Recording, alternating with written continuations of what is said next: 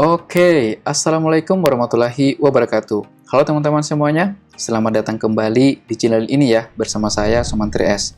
Nah, pada kesempatan kali ini kita masih belajar tutorial Django, kali ini dengan topik pembahasan Django ORM dengan multiple database. Ya, ini menarik. Nah, 2 minggu lalu kita sudah pernah pelajari tentang Django ORM, Object Relational Mapping, dan minggu lalu tentang multiple database ya. Hari ini ya, di video ini kita akan membahas Django ORM dengan multiple database, atau bisa dibilang kita menggabungkan keduanya. Oke, kita langsung aja pertama dengan membuat project-nya. Oke, kalau kita lihat sini sudah ada project-nya, dan di sini saya langsung aja membuat aplikasi. Nah, kita menggunakan dua buah aplikasi. Yang pertama adalah blog dan yang kedua adalah kontak. Oke, jadi nanti teman-teman akan tahu kenapa saya menggunakan dua aplikasi. Oke, kita langsung aja buka Visual Studio Code-nya. Langkah awal yang harus kita lakukan adalah lakukan settings di sini. Oke, meskipun kita sudah instalkan aplikasi, tapi saya belum masukkan daftar di sini ya. Kita belum lakukan instalasi dulu ya. Tapi kita fokus ke dalam database-nya di sini. Nah, perlu diperhatikan di sini teman-teman ya. Langkah pertama, sebelum kita memasang routing database-nya, itu kita harus lakukan migrate terlebih dahulu. Itu artinya kita masukkan semua database yang disiapkan oleh Django itu ke dalam SQLite 3, gitu ya. Kenapa kita harus melakukan migrate? Sebab kalau kita sudah pasang routing database di sini dan ketika melakukan migrate, maka tidak semua ya aplikasi atau tabel dari Django itu masuk ke dalam database SQLite 3 ya, tidak semua. Oke, langkah pertama adalah lakukan migrate. Sebentar, kita belum jalankan virtual environment-nya. Sering lupa gitu. Oke, ini kita bersihkan, kita lakukan migrate. Oke, maka semua tabel dari Django itu sudah diinstalkan. Ya, kenapa demikian? Kita lakukan migrate karena ada yang paling fatal, out user itu tidak masuk ke dalam sini. Itu. Ya, nggak tahu kenapa, tapi itu memang benar adanya. Jadi kita harus lakukan migrasi dulu. Kemudian kita lakukan create super user. Oke? Artinya untuk membuat user di dalam adminnya. asmi@sumantris.com, passwordnya 123, again 123, dan kita jelaskan aja di sini. Oke? Kemudian kita coba jalankan servernya. Python main.py run server. Kita langsung aja akses ya adminnya. Kita admin @123.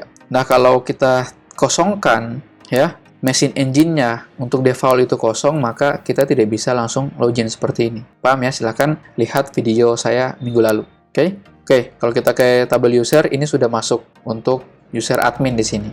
Oke, sekarang baru bisa kita daftarkan atau membuat database root-nya. Namun sebelumnya, kita harus menambahkan engine yang berbeda. Gitu ya. Yang berbeda di sini maksudnya gini. Untuk ini asumsi saya ya. Mungkin teman-teman berbeda. Untuk blog, aplikasi blog itu saya masukkan ke dalam database atau engine MySQL. Oke? Dan untuk kontak ya, untuk kontak itu saya masukkan di dalam PostgreSQL ya. Oke, ini untuk blog dan ini untuk kontak. Nah, itu acuannya saya. Itu ya. Mungkin teman-teman bisa mengikuti. Biar cepat, saya langsung copy paste aja di sini. Ini untuk MySQL, kita copy, dan ini untuk PostgreSQL, punyanya si kontak, gitu ya. Oke, kemudian kita bisa buat atau tambahkan database root-nya. Oke, biar cepat, saya pastikan aja di sini. Dan coba perhatikan, di sini hanya saya buatkan dua buah root, yaitu punyanya si blog dan juga kontak ya. Kenapa saya tidak buatkan yang default? Karena itu tadi, default punya nama alias khusus terhadap Django. Oke, kita langsung aja menambahkan atau membuat folder di luar dari my site. Namanya adalah routers, dan di dalam routers itu ada file bernama dbrouters.py. Oke, nah di dalam dbrouters ini apa yang harus kita isi? Sorry, kita sedikit modifikasi. Ini kurang S-nya, kita samakan aja dengan di setting ya. Nah, apa isinya? Biar cepat saya copy paste aja. Ini sebenarnya kelas router untuk database ya, untuk router database yang secara default disiapkan oleh Django.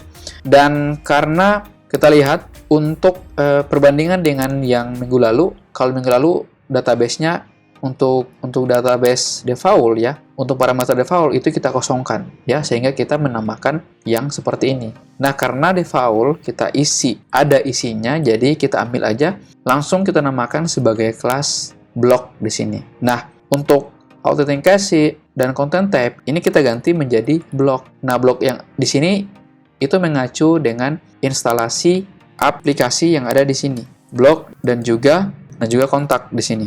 Oke, kita scroll ke database lagi di sini. Nah, sekarang default ini merupakan parameter di dalam daftar database. Nah, karena kita masukkan router untuk database punyanya si aplikasi block, maka kita harus masukkan parameter atau keyword punyanya si block. Oke, kita ganti di sini untuk default masukkan db block. Nah, sekarang untuk blocknya sudah selesai. Kita tambahkan kelas baru di sini namanya adalah kontak. Dan app label di sini bukan lagi block tapi kontak, mengacu dari instalasi aplikasinya. Nah, untuk kontak parameter database-nya atau nama alias ya, nama aliasnya yaitu db kontak di sini. Oke, coba perhatikan teman-teman. Kalau kita lihat di sini ada function allow relasi ya.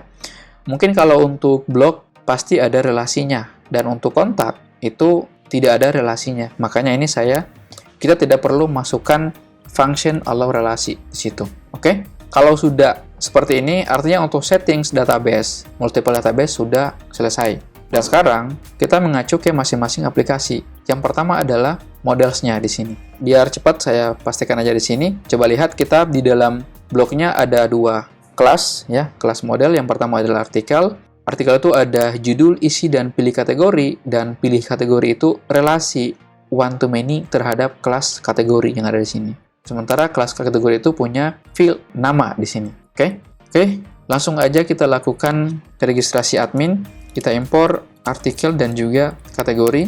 Kita admin, kemudian kita site dan register di sini artikel dan di sini kategori. Oke, sekarang bloknya kita tutup dan kembali ke dalam kontak. Mungkin untuk admin ini saya geser ke sini ya. Sekarang kita fokus ke dalam model punyanya si kontak. Oke, biar cepat saya langsung pastikan aja.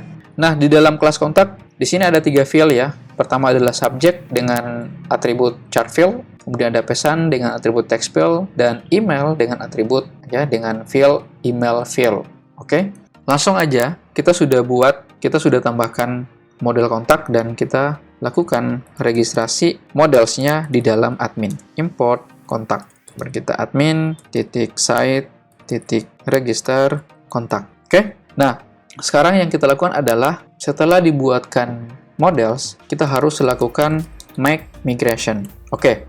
Coba perhatikan teman-teman. Di dalam perintah make migration, walaupun punya nilai khusus, ya, artinya kita tidak perlu menambahkan statement dash database. Di sini perlu kita garis bawahi, ketika kita membuat database routernya, maka make migration ini akan menggenerate semua model yang ada di masing-masing aplikasi, gitu ya. Dan itu tidak bagus nantinya ketika kita melakukan migrate. Oke? Nah, ini mungkin salah satu kekurangan ya, tapi bukan kekurangan, sebenarnya adalah salah satu bentuk manajemen kita terhadap sistem atau aplikasi yang kita buat di Django dengan bentukan aplikasi yang berbeda. Nah, biar lebih spesifik dan lebih khusus, kita perlu tambahkan di depannya make migration itu adalah nama aplikasinya, yaitu block. Oke? Dan nama block di sini itu bukan mengacu dari nama folder yang ada di sini, yaitu block dan kontak, tapi mengacu pada settings instalasi aplikasi yang ada di sini. Ya, kalau misalnya di sini untuk block kita install namanya Ari, ya harus Ari di sini, ya, bukan block lagi.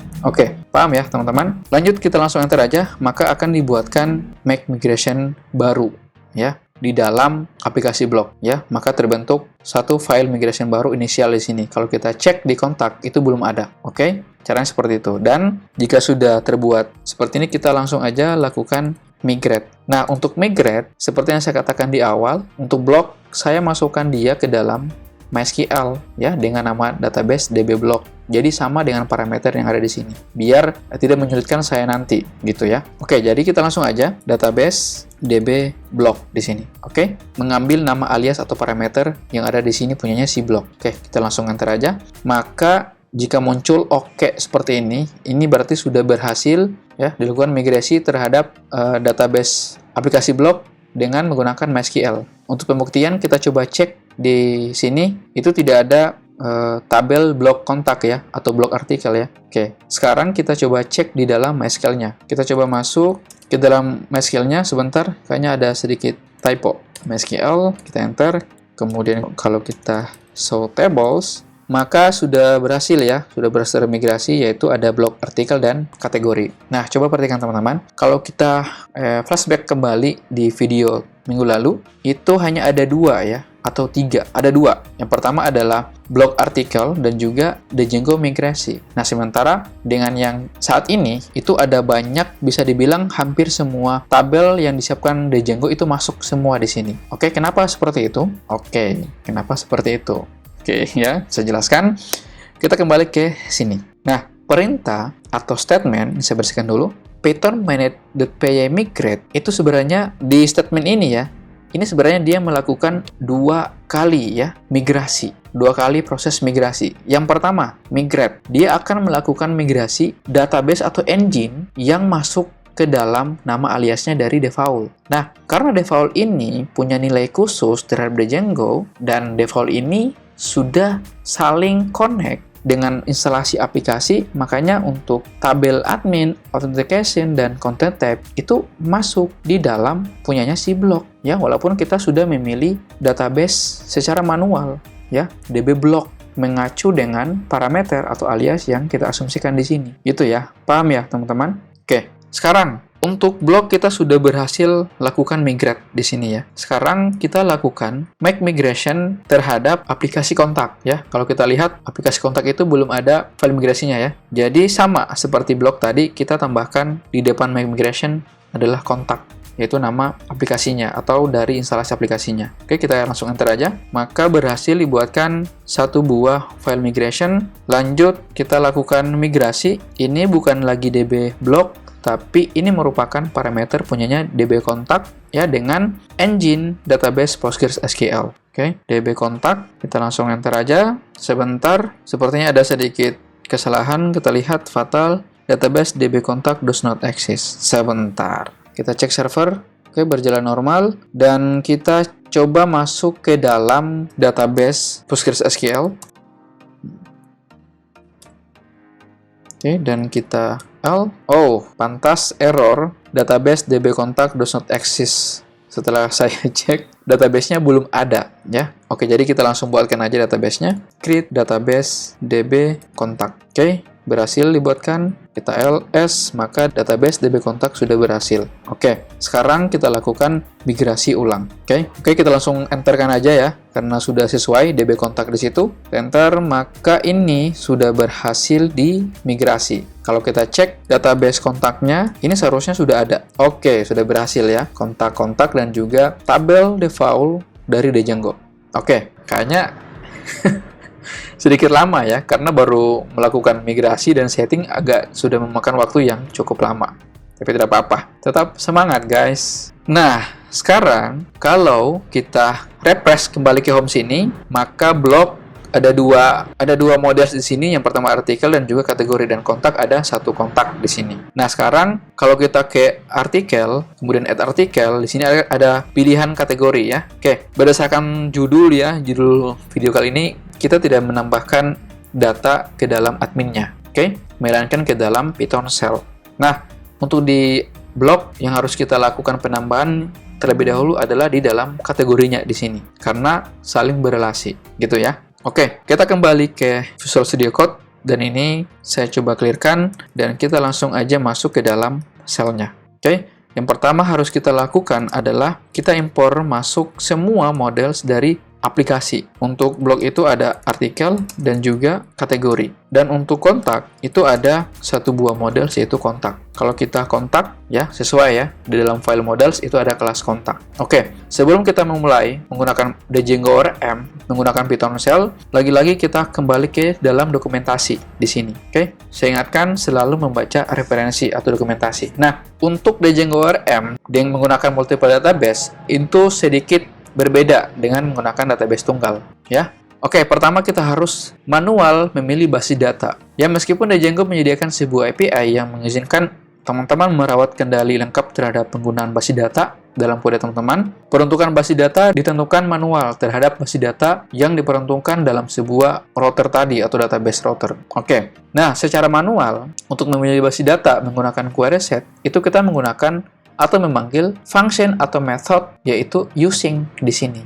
Nah, cara penggunanya itu seperti ini. Kalau kita lihat untuk manual, untuk single ya, untuk database tunggal itu perintahnya seperti ini. Dan kita bisa memilih yang secara manual. Bedanya apa? Ada penambahan setelah objek itu ada penambahan using, titik using dalam kurung default ya, tanda petik default di sini. Nah, default di sini ini sebenarnya nama alias atau parameter atau keyword dari pengaturan daftar database. Gitu ya. Dapat idenya ya, teman-teman. Nah, untuk memilih basis data, selain menggunakan perintah seperti ini, kita juga bisa melakukan saving ya, metode saving tapi dengan cara yang berbeda. Oke? Nah, caranya coba lihat di sini ada variabel titik save buka kurung ya, dalam kurung using itu sama dengan ini merupakan parameter atau nama alias dari daftar pengaturan database. Ya, sama seperti yang ada di sini. Paham ya, teman-teman? Dapat idenya kan seperti apa? Jangan pusing dulu karena ini baru awalnya untuk melakukan Django ORM di dalam Python Shell. Oke, kita kembali ke Python Shell-nya. Nah, sekarang kita coba cek kategorinya ya. Kategori objects langsung menggunakan using parameter untuk block itu perhatikan models object ya, models kategori dan juga artikel itu ada di dalam aplikasi block. Makanya kita harus ingat betul bahwa itu menggunakan parameter atau keyword atau nama alias yaitu db block di sini. Kemudian kita titik all, artinya filtering semuanya. Oke, sama seperti dengan database konsep ORM yang tunggal kemarin. Oke, 2 minggu lalu. Silakan dilihat video tutorialnya. Oke, kalau kita enter ini masih kosong ya. Nah, sekarang kita coba lakukan CRUD atau menambahkan data ya. Create, update dan delete. Oke, kita langsung aja kategori objects, kemudian using, ingat tanda petik block, create apa yang ada di dalam kategori, field-nya apa saja. Oke, ini biar mudah saya sembunyikan lalu sidebar-nya, kemudian saya geser ke kiri, dan ini ke kanan. Oke, kalau kita lihat untuk kategori, itu punya satu field, yaitu nama di sini. Oke, sini kita namakan, masukkan aja field-nya sama dengan, di sini mungkin bisa saya kasih untuk kategori stopping, kita enter. Maka ini sudah bertambah satu kategori, yaitu stopping. Oke, ini cara pertama. Cara kedua, itu kita bisa bungkus dia ke dalam variabel. Oke, kemudian kita panggil nama modelnya kategori, langsung aja dalam buka kurung nama, titik sama dengan tanda petik, ini kita ambil kategori peduli. Oke, dan kita panggil variabelnya dan save. Oke, perhatikan pemilihan database yang secara manual menggunakan saving ya, dengan metode dengan cara seperti ini. Oke, jadi kita using di sini, kemudian sama dengan ingat parameter dari database ya, parameter database atau nama alias database punyanya si aplikasi block, yaitu db block. Kemudian kita enter. Maka di sini itu sudah bertambah, seharusnya bertambah jadi 2 gitu. Oke, paham ya teman-teman? Jadi ini adalah cara yang pertama menggunakan using ya. Metode using dengan langsung memasukkan query set API referensi dari Django, atau kita juga bisa menggunakan perintah saving dengan cara yang sedikit berbeda dengan di atas. Oke, kita tambahkan lagi kategori apa di sini? Viral misalnya ya. Oke, kemudian kita buat lagi kategori misalnya berita. Oke. Dan kalau kita cek untuk kategori object all, maka sudah ada 4 buah kategori. Oke, kalau kita refresh, maka sudah jadi 4 kategori di sini ya. Oke, nah ini untuk kategori. Kita sudah berhasil menambahkan 4 buah kategori. Nah sekarang, gimana caranya kita mau isikan punyanya si artikel, gitu ya. Sementara kalau kita add artikel, di sini untuk pilihan kategori sudah ada pilihan ya, jadi stopping, peduli, viral, dan berita. Nah sekarang kita buat atau menambahkan artikel, ya. Caranya ada 2. Sama seperti yang kita lakukan di kategori dan juga pertemuan Django ORM sebelumnya. Namun di sini saya buat sedikit agak berbeda dengan tutorial Django ORM yang sebelumnya. Oke, caranya seperti ini. Pertama, kita bisa langsung aja artikel objects using db block create ya. Field-nya apa saja? Pertama adalah judul. Judul di sini saya tambahkan aja artikel dan isi ini adalah post artikel. Nah, untuk pilih kategori sama dengan seharusnya kita harus bungkus kategori berdasarkan nilai indeks itu ke dalam sebuah variabel. Oke? Tapi di sini saya tidak menggunakan itu. Oke, jadi sedikit berbeda dengan tutorial sebelumnya. Nah, di sini kita bisa langsung aja pilih kategori apa yang harus kita masukkan di sini. Objects using, kemudian db block, kemudian all, dan saya mau untuk artikel ini itu masuk ke dalam daftar kategori viral. Nah, viral itu ingat di dalam Python list itu dimulai dari nilai indeks 0. Oke, stopping itu, atau dari sini ya, ini merupakan indeks 0, 1, 2, dan 3. Nah, untuk viral itu ada di dalam nilai indeks kedua. Oke, jadi kurung siku 2 di sini dan tutup kurung. Oke, lalu kita enter. Maka, kalau kita cek artikel objects using ya, db block, kemudian kita all, maka sudah berhasil ditambahkan satu buah artikel. Ya, yaitu artikel. Oke, ini cara pertama. Cara kedua, seperti ini. Kita bungkus ke dalam variabel artikel 1 atau A1 itu sama dengan artikel. Oke, saya lihat field-nya. Pertama adalah judul, artikel 1, kemudian isi. Ini adalah post artikel 1. Oke, tutup kurung. Oke, ini sedikit berbeda dengan video tutorial sebelumnya. Di sini saya belum masukkan pilihan kategori. Jadi baru hanya ada dua field, yaitu judul dan juga isi di sini. Oke, kita langsung enter aja ya. Kemudian, gimana caranya untuk memilih kategorinya? Ya, jadi kita panggil variabelnya A1, kemudian pilih kategori sama dengan yang di atas tadi, kategori objects titik using tanda petik db block, kemudian all, ambil untuk artikel 1 ini saya ambil berita ya, untuk kategori berita. Nah, kategori berita itu ada di 0, 1, 2, 3 di nilai indeks ke-3. Oke. Udah, seperti itu. Oke, jadi pilihannya seperti ini, caranya seperti ini ya. Variabel yang kita bungkus pertama, itu kita hanya masukkan dua field, yaitu pertama judul dan isi. Dan di variabel yang kedua, karena A1 ini sebenarnya sudah didefinisikan untuk artikel, dan tujuan kita adalah menambahkan artikel, menambahkan data, maka sebenarnya di A1 ini dia masih menyimpan create artikel, ya. Kemudian kita masukkan pilih kategori. Kategorinya itu apa? Yaitu nilai indeks yang ketiga. Yang ketiga itu adalah berita di sini. Oke, kita enter. Ini kalau kita ke artikel itu belum tersimpan. Jadi kita harus menyimpannya. Caranya A1 titik save. Ingat cara yang kedua yaitu using sama dengan tanda petik db block. Oke, kemudian kita enter. Maka di sini itu sudah bertambah artikel 1. Oke. Atau kita juga bisa bungkus kategori, misalnya kategori objects using, kemudian sini db block, kita all, saya ambil stopping ya, itu ada di nilai indeks yang pertama atau 0. Kita ambil kurung siku 0, kalau kita ke 1 judul, ya bukan nama, judul, maka sebentar, sebentar. Seharusnya nama ya, ini salah. Ke satu nama maka stopping di sini. Oke, sudah sesuai ya. Baru bisa kita tambahkan artikel object using db block, kemudian kita create judulnya apa di sini? Stopping genosida. Oke, isinya untuk Zionis Israel hentikan genosida ya, genosida dan penjajahan terhadap warga Palestina. Balas tanda petik koma, pilih kategori sama dengan baru kita masukkan variabel untuk variabel K, di mana variabel K ini merupakan kategori dari berita, dari kategori stopping. Oke, paham ya teman-teman? Sama dengan K di sini. Tutup kurung dan kita enter.